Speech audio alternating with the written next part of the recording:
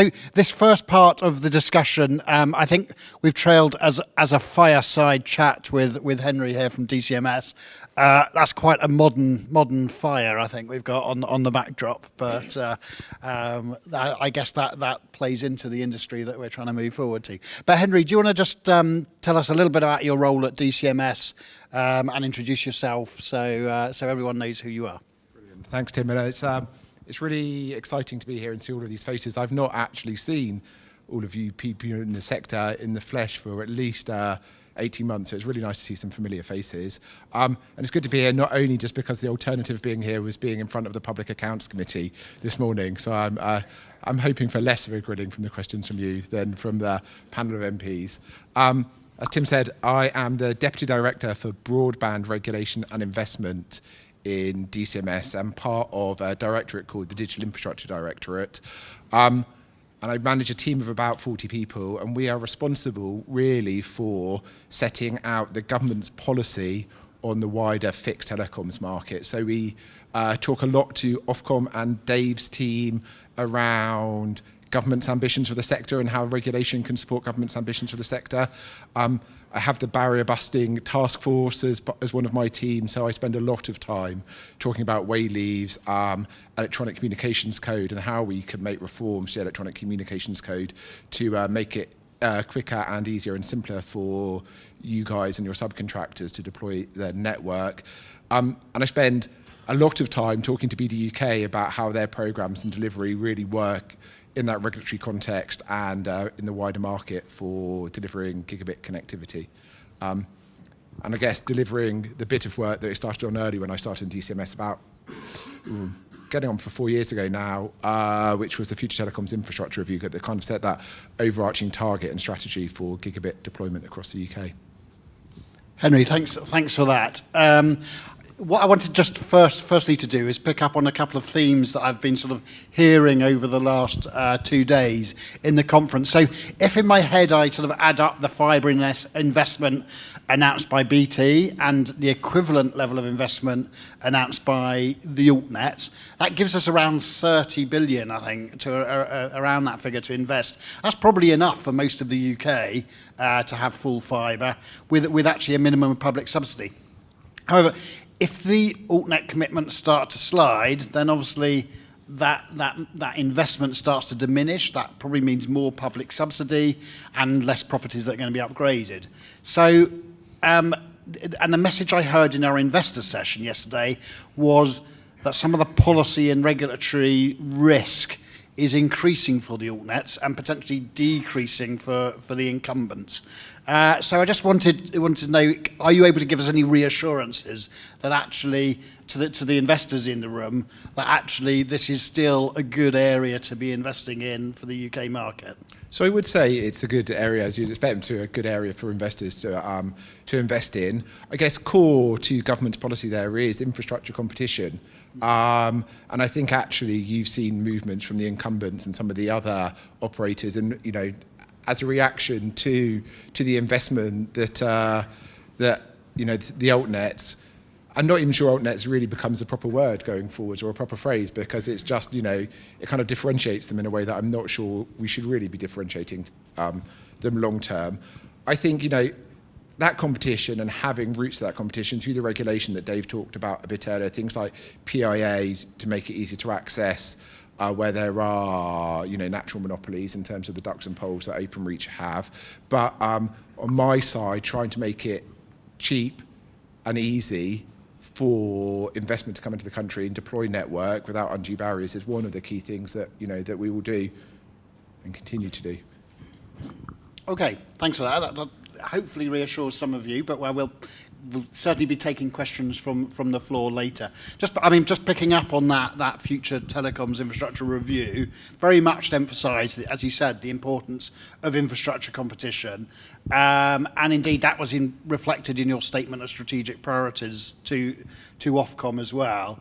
Ben Hutchinson from BD UK was speaking yesterday, and he said he was sort of pleasantly surprised by the level of altnet private investment across the UK, including, in large and significant number of Area 3, supposedly not prospectively competitive, but seemingly actually could be competitive.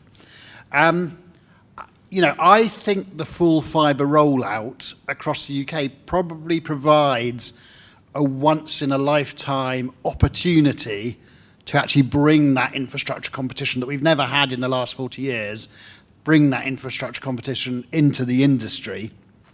Do you from what you've written, do you share that vision? It seems you do.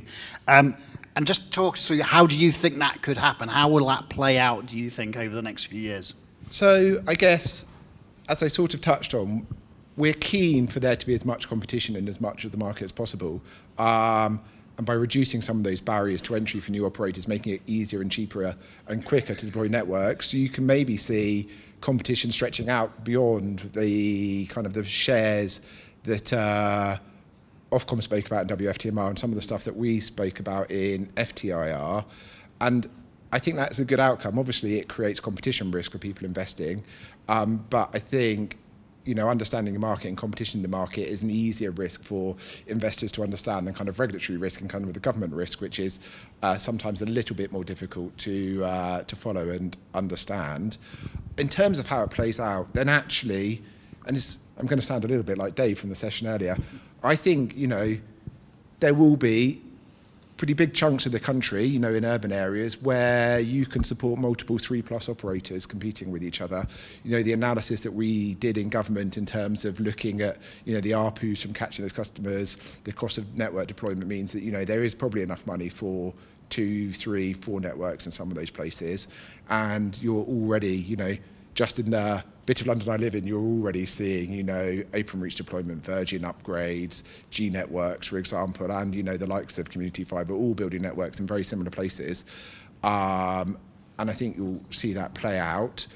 I think, and that's, I guess from a Ofcom point of view, that's Area 1, and I would quite like to see Area 1 quite soon, and I would quite like to see ISPs across more different infrastructures actually in those areas as well. I think then where you're supporting potentially two networks and you've got some form of competition, network competition again, I think in the FTIR, we suggested that might be 50% of the country, so it takes you out to that first 80%. And again, it's changing very rapidly, and as costs fall for operators, there's the importance of broadband to households, recognising not just faster speeds, but better reliability is increasingly important, and willingness to pay for that. You could have more, there might be space for more competing networks stretching further. Like you say, where Area 3 doesn't quite match with our interventions from a government point of view is that Ofcom are looking at competition pressures in Area 3, and they're saying not strong competitive pressure on the incumbent in terms of driving those investment decisions. What we're really focused on from our 5 billion project gigabit subsidy programme is what's uncommercial, where are operators not going to build, where risks people being left behind. And we've made life difficult for ourselves, which I think is probably right, and also from the political pressure, which is we're deciding to do those interventions now and building concurrently with our interventions whilst the market is in full flow. I think there's a really strong policy rationale for doing that, which is, not having a position where the market gets to as far as it's going to get to, and then government going, wait a sec, need to write the business case, need to get the money out of Treasury, need to start doing the contracts for delivery for these gigabit networks, because the super fast programme sort of teaches us that might take another 10 years after the kind of the market stops to get that underway. And what COVID, if nothing else, has taught us is actually having really good connectivity to everybody is critically important. And so the flip side of that is we're trying to start building and identify places which aren't commercial, whilst operators are also trying to do the same things. Those change, and it's in a dynamic environment where funding and technology and approaches to delivering networks is changing all the time. So yeah, it's a bit messy at the moment, but I think the quid pro quo and the business is probably worth it in terms of making sure that we actually get to that nationwide gigabit coverage as quickly as possible. Okay, let me just pick up on one of the things you said there, because I think it's a theme that I've heard come from a number of people over the last couple of days, which is there are altnets, or other networks, perhaps we should start calling them, that are building at the moment in a very dynamic market. And a point that was raised at the BDUK session yesterday was the market's very dynamic. A big public procurement takes at least 12 months, possibly longer. Those seem quite incompatible. And I think the big fear coming from the floor was I might build a network and then get someone else coming across and overbuilding me with a subsidised network. What measures are being put in place to try to ensure that doesn't happen? So the key measure there is obviously the open market review process that BDUK are running.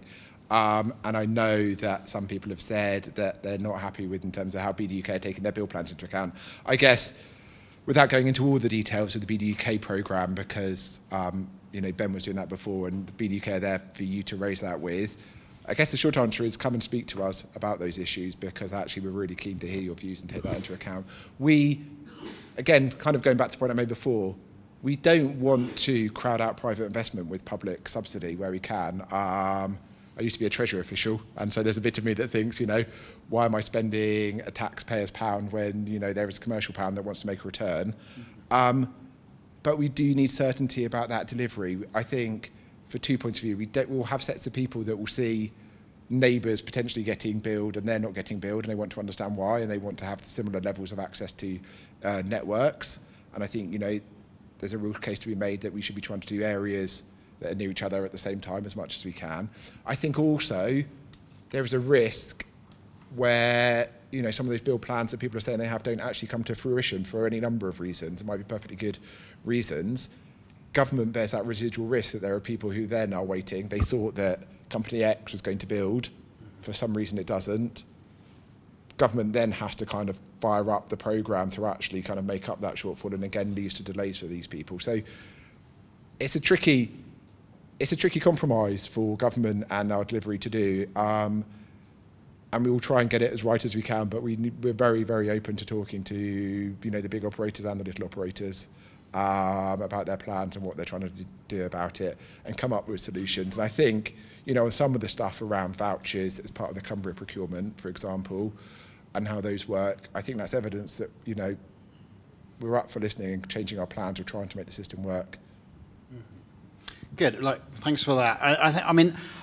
I assume there must be some concern, probably both at DCMS level and regulator level, that there's probably over 100 people now building networks in various parts of the UK. Probably some of those won't reach a sort of sustainable scale, and so. The risk there is, consumers potentially could get left without a service. And I just think in coming up with the panel questions, I was thinking about the energy sector, who seem to have come up with a model that sort of protects the consumers and allows, if one company fails, allows other companies to take over those customers.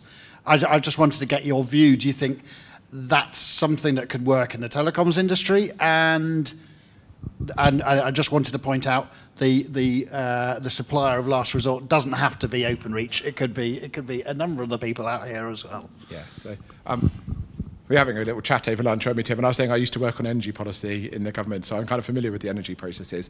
I guess to some extent it's simpler in energy, right? Because you have one single network. You have the distributed network operator serving every premise, and it's actually then the supplier that, if the supplier goes bust, there's still the physical infrastructure that's being operated by the DNO that's meeting someone's home. So that feels a little bit more like an ISP situation rather than the physical infrastructure situation. But I think there is an increasing case, and like you say, the recent set of energy companies going bust kind of brought it to the front of everyone's attention. I don't think, as a government, you can really have a situation where people don't have internet access because their provider has gone bust. And it feels much harder, particularly if they are the only infrastructure for that customer in a given area. You can't wait for an administration regime to resolve what those issues are. And so I think it's definitely something that we're interested in understanding about.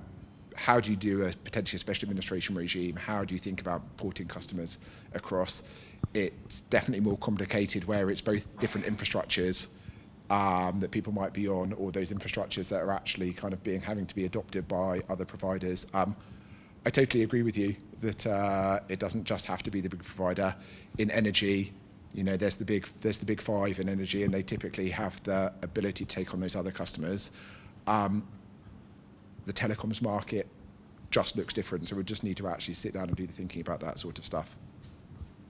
Okay, and what would you say is more important to DCMS over the next 3 years, say? Is it getting one fibre to as many properties as possible, or is it getting that infrastructure competition in place to encourage that infrastructure competition? So I think we have an explicit government target to get to 85% by the end of 2025, and nationwide as soon as possible thereafter. I actually think the best way to deliver that target is through competition. So I think, you know, Dave touched on it a little bit before. We did a lot of thinking about this when we were doing the Future Telecoms Infrastructure Review. Do you instead go for a system of franchising, competition for the market to get delivery? I don't think that would have worked for a whole host of reasons, not least the situation the country was in terms of the ex-ante networks at the time. But I actually think it is that competition that is driving that rollout. And so I think actually they're not really quite as opposed as some people like to think. I think actually if you got rid of competition and just try to do direction or try to stop some of the overbuilding in competitive areas, I think quite quickly private sector investors would not want to invest in certain areas, and you wouldn't get that dynamism and innovation in the market that will actually help spread build out to those harder to reach places. Okay, and sort of switching tack slightly, fibre-based infrastructure competition becomes more straightforward if there is physical infrastructure to every property in the country. And that you can run your alternate fibre through. I know DCMS have been reviewing sort of the access to infrastructure regulations, and we wait with bated breath to see what the outcome of that might be. But could you just tell us a little bit about, you know, DCMS's ambition in that area, and where do you think some of the opportunities might lie? So I guess we did a consultation a little while ago on terms of reform to the ATI regs and the better broadband regulation specifically, partly because no one, as far as we were aware, and I don't think that's changed actually from our consultation responses, had really made use of the regulations in terms of getting access to other types of passive infrastructure to deliver broadband connectivity. There's some really obvious reasons for that, which is obviously telecoms networks, telecoms passive infrastructure is probably the best thing that networks want to use for delivering telecoms infrastructure. So it's not that surprising that things like water and power haven't been used, particularly on kind of that last mile of the network for delivering fibre. But we're keen to understand that, and actually DCMS are doing actually a trial of again fibre in drinking water and how we can make use of that infrastructure to make it easier and again cheaper to roll out gigabit connectivity. And I think one of the things that's come back to us is just the complexity and kind of the access and the pricing of some of those, and you know, and the conditions on other infrastructure owners for allowing telecoms operators access, that we're quite keen to look at how can we make that simpler and easier. Whether or not, and I know that some people have pointed to the French model where you have a single sort of link into a building, for example, that can then be passed from operator to operator as the customer changes. That isn't something that we've looked at through the access to infrastructure reviews, and that looks a little bit more like you know, the French sort of, again, getting close to the franchising model about how do you have those multiple or single infrastructures for that last, not even the last mile, the last 10 or 20 metres. I know that Alex Blowers and I have had quite a lot of conversations over the years on some of those different models.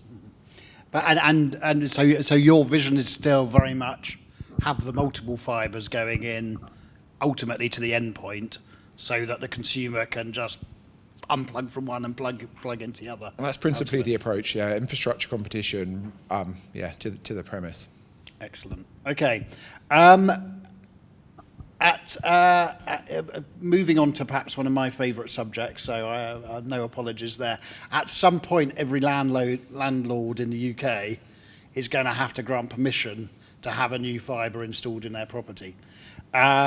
Most landlords that I speak to actually don't yet appreciate the critical role that they play in this rollout and levelling up the UK's digital infrastructure. So what can government do to sort of help the landowning community to understand that role that they play in granting the permissions and granting the access agreements and granting the wayleaves? Yeah, so obviously we've done some legislative steps to try and make it easier to get access to buildings through the Telecoms Infrastructure Leasehold Property Act, the catchy TILPA, which was really aimed at addressing absent or difficult to contact landlords and actually allowing operators to kind of gain access or put their equipment in those buildings and trying to speed up that process for absentee landlords. The primary has gone through earlier this year. We will be implementing it through the secondary legislation, through the regs, for those who like to get into the weeds of these things, early next year. So hopefully all of those powers will be in place to get better access to particularly MDUs as soon as possible.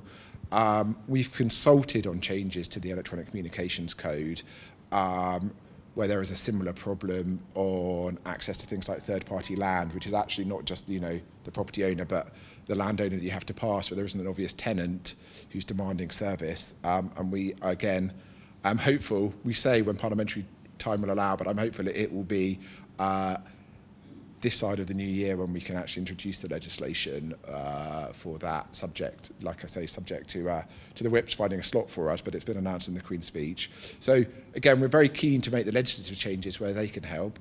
Government obviously has a convening power. The economist in me thinks it's in the landlord's interest to have tenants with decent connectivity, because you can charge more for your property if it's got decent connectivity and it feels like there's money on the table that's not being taken.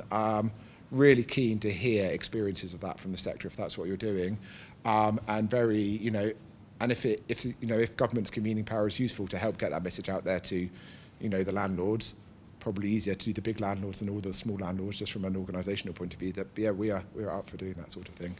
Yeah, I mean I think that's an interesting take on it, and I think what we find is probably the big landlords are starting to wake up to the game and understand. Some of them might be trying to figure out how much money they think they can make out of it, but that's a separate topic. It's actually in London, probably 9,000 commercial landlords of smaller properties that, as you say, economically see the sense in having fibre on their property, but are just unaware of what it is they have to do. Now, we as industry go out and speak to them and say, you just need to grant us this permission. And they sort of say, oh, yeah, well, you would say that, wouldn't you? Because you've got an interest here. Yeah. And we need something to point them to at a government level to say, no, this is actually the official advice, So, like I say, we're very happy to have discussions about what would be useful in that space, making out the point of what is actually, broadband operators actually have some pretty strong powers in terms of deploying network through the code. And that, I spend a lot of my time actually thinking about the balance between landowner rights and operator rights. And obviously, I'm biased towards operator rights given the targets that I have and what I'm responsible from a policy perspective. But yeah, if you think there is a case for there being something in government that spells that out, with the trusted branding, I say this slightly in inverted commas, of government, on a website, saying these are the powers that operators have, and this is actually when they're saying this is what you have to do, that they're not trying to pull the wool over your eyes. You're not missing out on an opportunity to charge operators, big access fees as a way of making money for your property, and actually you're getting better service for your tenants, and that's where the benefits to them lie. Then, yeah, we're certainly up for having discussions about that. Okay. I mean, I think some of that advice does exist for local authorities already, but I think certainly something Inca can work with you on is trying to get a government page up there that sort of just provides some of that basic information for landlords. And it got mentioned also in the previous session the regulatory burden on altnets is quite extensive at the moment. You know, I think it was said earlier that the market review was 1,700 pages, and we seem to be having literally thousands of pages of various consultations, both from DCMS and Ofcom, almost on a monthly basis. And having scaled up in community fibre, I know from the early days, many altnets just won't have the capacity to get through that amount of information and then come up with a sensible response. Have you got any thoughts or ideas about how we address that challenge? A little bit, it feels like I'm giving a plug to INCA, because industry associations are actually really well placed for doing some of that work where there's shared interests across a sector, and actually that has real value from us in government. One, we get fewer responses, which makes it easier for us to deal with from a kind of very selfish point of view. But actually, where there is commonality of interests and views from across a sector, that's actually really useful. Sometimes, and you would expect this, and it's entirely legitimate, individual respondents are talking from the view of their company, and their interests are not entirely necessarily aligned with each other. So where we can have and get a real clear sense of commonality in those responses, that's really helpful. I guess to some extent it's a reflection of the interest that government has, and the importance of the sector that we want to do policy in that space. And I think it's probably good that government's consulting with the industry to think about how these things should be best implemented on the consultation side. We read every response, we log every response, we analyse every response. So it's not wasted. We try to keep them to a minimum, and we try not to do them over Christmas, for example. But yeah, okay, I think it's a little bit of a consequence of us actually wanting to do policy in this space and wanting to know what people who are informed think about it. Okay, and just before I call the panel up, then, what would, from a government perspective and a DCMS perspective, what would be your key ask of the network, the investors and the network operators in the room?